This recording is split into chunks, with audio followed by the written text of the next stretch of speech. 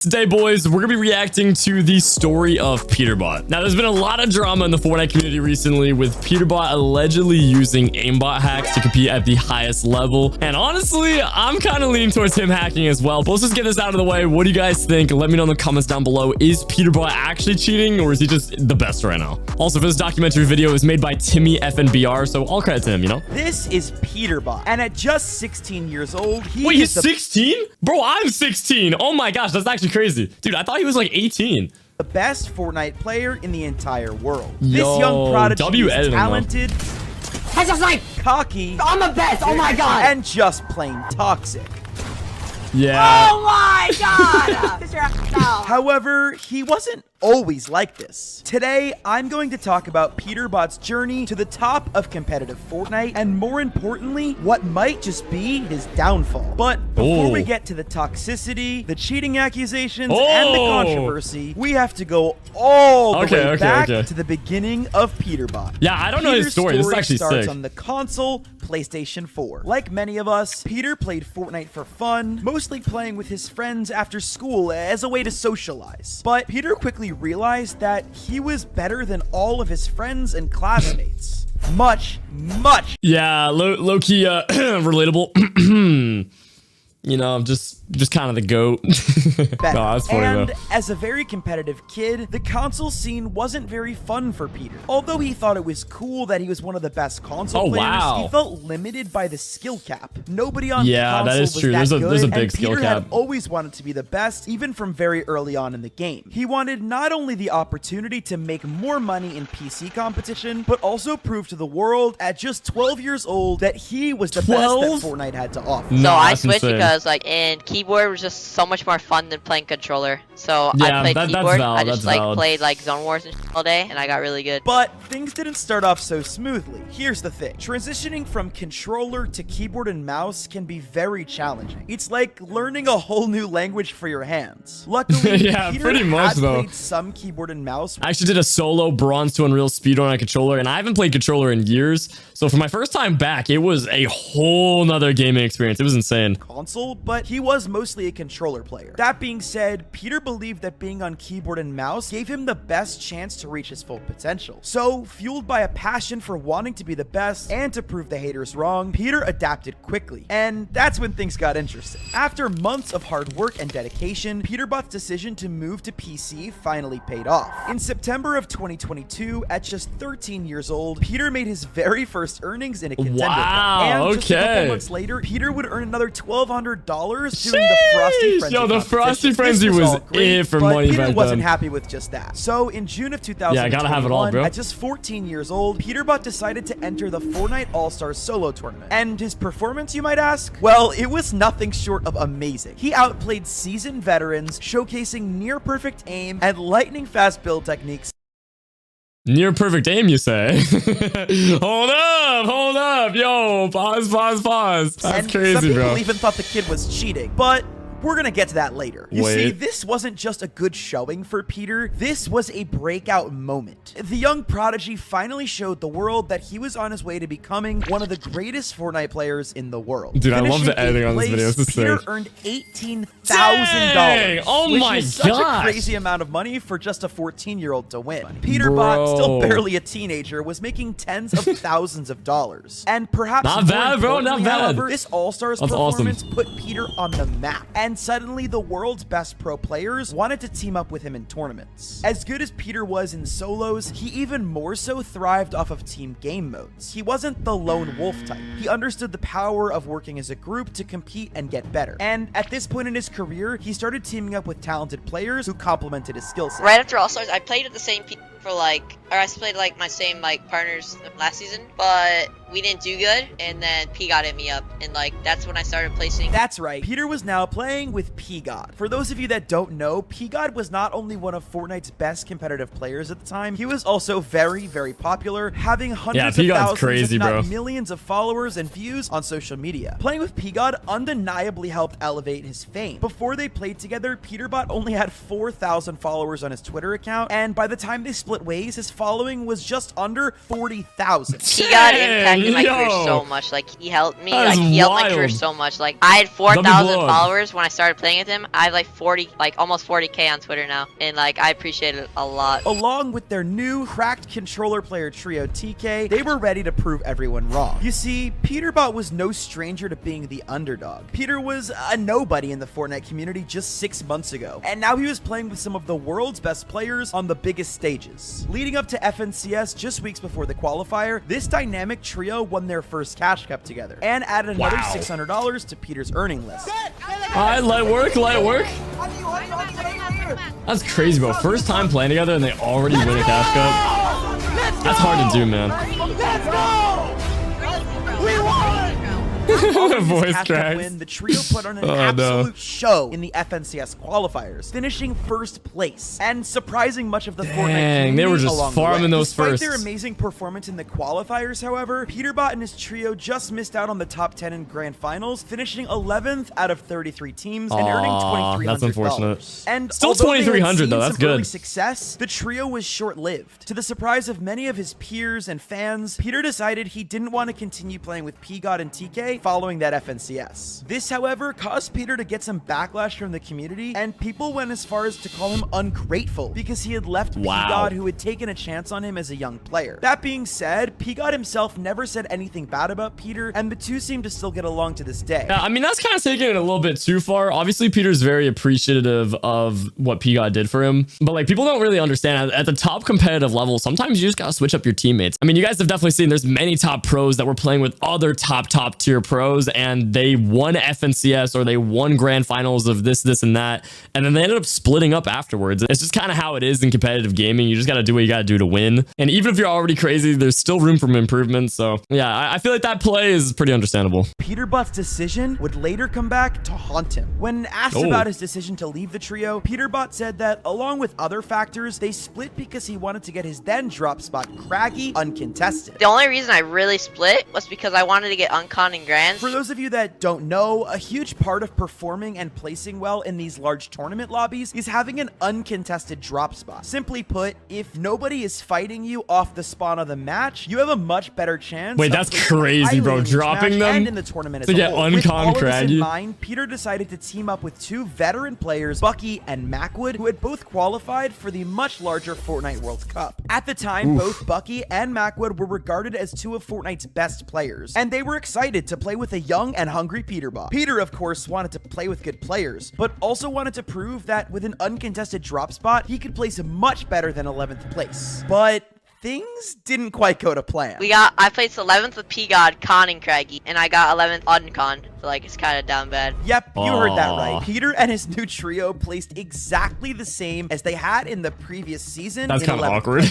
And earned another $2,300. This led to Peter getting even more backlash for his earlier decision to leave P-God. Peter's growing confidence had turned slightly cocky, and he thought he was perhaps maybe a little better than he actually was at that time. But I mean, who could really blame the kid? If I was making tens of thousands of dollars at just 14 years old, I would have an ego as well. However, Peter seemed to have learned his lesson about making quick decisions and leaving teams that he shouldn't, and he decided to give Bucky and Macwood another chance. This decision would probably be one of the best in Peter's career. Shortly after their 11th place finish in FNCS, Epic Games announced Fortnite's Grand Royale. The Grand Royale was set to take place in that following November with a multi-million-dollar prize. That was a big tourney. I wish I competed in that, man. Stuck together. Oh gosh, that would have been so fun. Right there. Right. Nice. Get the full. Bro, Chapter 2 gameplay is actually just so entertaining to watch, though. Nice, bro. Me? Like, I'm starting to actually miss Chapter 2 so much. Well, see if he clutches though. No! Let's go! That's crazy. Let's go! Let's go! W second place though. Peter W second place. The trio finished in an amazing 4th place, which earned the trio just under $30,000. 28 grand, bro. It seemed like all was going well not for bad. Peter until Fortnite announced that the trio's game mode was coming to an end. Epic Games decided that starting in just 1 month, in that January of 2022, the competitive game mode would switch to duos, which meant that's kind of strange why they would do Peter that. was on the hunt. Trios was wicked Luckily popular for Peter, at this point there was plenty of people that wanted to play with him. After After his incredible performance in the solo all-stars and then the Grand Royale, Peter was a hot commodity. You see, at this point, Peter had not only become one of the better players in the Fortnite world, he also had a certain level of clout. So with almost any duo in the game available to him, Peter gave multiple people a chance. He started by playing with one of the GOATs, Kanata, and they even won a duo Cash Cup together. He then tried out Nani, his old trio member Macwood, and even ran up the next FNCS with his good friend Quanti. After they finished in 10th place, Peter decided to continue looking for teammates because he hadn't found the right fit. But after 6 months of trial and error, Peter decided to give up on playing with other top players. And instead, he would do what P-God did for him and find a player who was underrated and craft them into the next GOAT. Now, yeah, that's honestly a pretty smart play. I've seen a lot of pros do that. Peter starts to play with Byla. With the second FNCS of 2022 just around the corner, Peter decides to give his new duo Byla, a very cracked controller player, a chance. And Byla did not let that go to waste. Peter yeah, they and Byla's first tournament together was actually the they were FNCS crazy. qualifiers. And they came in first place of qualifier number 1 for FNCS, sending them directly to the grand finals. And it was here that Peter would solidify his name into the conversation for the greatest player of all time. Watch us, Max, watch us. No more. Wait. Drop low. 3 kills, top 3. Oh, let's go, man. Finally, Peter has done win. it. From an awkward console kid to an FNCS champion in less than 2 years. Peter had done what he wanted about a glow up. and proved That's the haters crazy. wrong, right? Well, not so fast, because Peterbot's success did not come without questions. Earlier in this video, I told you Peterbot had received some very serious cheating accusations, and now that he was at the top of the game, everyone was gunning to take him down. Peter's laser-like aim, seemingly tracking opponents through walls, fueled accusations of him cheating. After all the success, terms like soft aim and macros became commonplace in conversations. I don't know about macros. The thing is, like, everyone blames macros for like pros having fast edits and whatever, but like macros are pretty much useless. I mean, if you guys have ever seen a cheater with macros, all they can do is just spam single edits, and even having like a macro to pick up loot is completely useless too, because you could just like flick your scroll wheel, you know what I mean? Like if you're a pro at the top level, the only thing that you can really have as an advantage is aimbot. So I think aimbot's definitely a lot more likely, but hey, maybe that's just me. And macros became commonplace in conversations surrounding Peter, and soon after, videos like this one started to pop up all over social media today for being accused of cheating. And dude, I remember all the Fortnite drama news back in the day. Chapter 2 was hot for that stuff, bro. These it was were fun. pro players, the best of the best, that started raising red flags. Popular pro player Young Calc was one of the first to call out Peterbot publicly. Listen, every single pro, almost every single pro, thinks that he's cheating. Peterbot. Everyone thinks that Peterbot's cheating, and I don't know if he's cheating or not. But the fact that almost true. every a lot of pros think he's cheating. He is the best aim I've seen in my entire life. Not even an over exaggeration. He's never Kovacs in his life. He came from console, however long ago, recently, and he's never played PC games before that, and he's the best natural aim I have seen. And to add on to all of this, there's the streaming thing. That's a fair compared argument. To many other top players, that is suspicious. Peterbot wasn't a regular streamer. Interviews from 2021 reveal a lack of motivation to stream despite acknowledging its financial potential. I don't stream enough, I feel like. So like I don't really have like a goal right now because I don't stream enough to have a goal. But like I want to be big, you know? Like I want to be the person to stream to people, but like I just don't have the mindset right now. This fueled the fire for many because consistent streaming would allow Peter to make so much more money. So why won't Peter stream? Basically, people came to the conclusion that the only good reason that would make Peterbot not want to live stream is that he was cheating and he was afraid to get caught. If all of his gameplay was just out there for people to watch, especially live. Okay, but in Peterbot's defense though, streaming to thousands of people is quite nerve-wracking, and it can get extremely frustrating at times, especially with stream sniping and hackers even stream sniping you in tournaments. So I can understand his perspective a little bit, even though there's a lot of money involved. But then on the other end of the line, you got people like Clix who are streaming to 10,000 plus viewers and still being stream sniped and hacked, and he still performs really well. So I don't know. It's definitely this weird gray area, but there's definitely two sides to the story here. Anything could go wrong. Whenever the cheating topic arose, Peter seemed incredibly uncomfortable. He wouldn't engage in discussions and even acted awkward when his friends would jokingly mention it. What? Wait, did I say Peter! Wait. You were making it Yeah, obvious this clip on has been time. going Later that year, viral, however, dude. Peter had an opportunity Not to good silence looks. all Not good that. looks. You see, Fortnite had announced its first official LAN event since the Fortnite World Cup. For those of you that don't know, a LAN event is basically where all the players show up in person to one location and play a tournament in person. Yeah, with you can't all hack the at a fans LAN there at event, once. bro. They'll figure it out fast, boo you from the building, and you're gonna get publicly shamed. So definitely not worth. Opportunity to perform well in person on stage on a PC that is checked by professionals for cheats. There was no way Peter could cheat at a LAN event. So all he needed to do was pop off at the event and nobody could say he was cheating anymore. Well, fast forward to November of 2022 and the whole Fortnite world had their eyes on Raleigh, North Carolina. This was the home of the This was a FNCS crazy event, man. I watched the whole thing live. This was it. The moment that Peter was ready to silence the haters. However, right before the LAN, news came out that would shock the Fortnite community. Peter's current duo and co-FNCS champion, Byla, would not be attending the LAN event. Some people thought that Peter didn't want to play with Byla because he thought he wasn't good enough. Some Wait, I don't remember that. That's crazy, dude. Saying that Peter paid Byla to drop out of the event so that Peter could duo with his friend and really good pro player, Jamper. Both Peter and Byla denied these accusations, and Byla even came forward saying himself that he chose not to play for, quote, personal reasons. Obviously, though, with millions of dollars up for grabs, people didn't believe that Byla would just give all this up, and this is where the cheating accusations started to arise again. See, one Twitter user made a statement that said this: maybe Byla doesn't want to go to LAN because he knows Peter cheats and he doesn't want to be a part of it, and he thinks Peter will get exposed at LAN. Well, this was a very far out there tweet with no real substance or proof. It kind of makes sense. See, if Peter and Byla didn't perform well at the LAN, then all the cheating accusations would get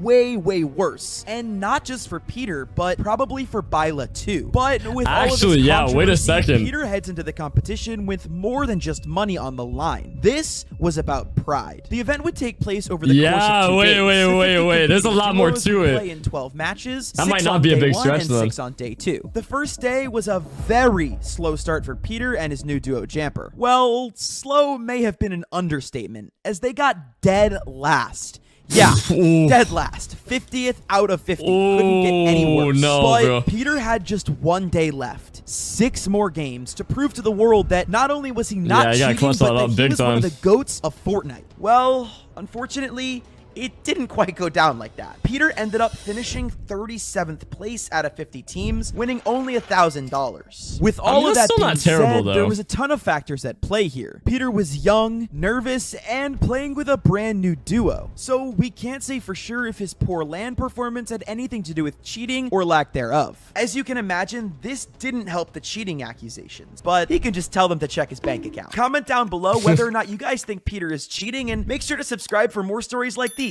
I'll see you in the next. Yeah, massive shout out to Timmy F and BR. This was a good vid, bro. All right, boys, to end off the video, what do you guys think? After everything we watched today, do you think Peterbot is cheating, or is the whole thing just a weird situation? Me personally, I definitely think he's using a little something. I don't know. The whole thing is super awkward, and the fact that every single pro for the most part thinks he's cheating, but who knows? Maybe he's just the best player in the world, and he's going to prove one day that he's 100% not a cheater, but until then, I don't know. It's definitely not looking good. But anyways, guys, thank you so much for watching. Make sure to smash the like button, smash the subscribe button down below, and there's going to be another video on screen. Make sure to click that and check it out.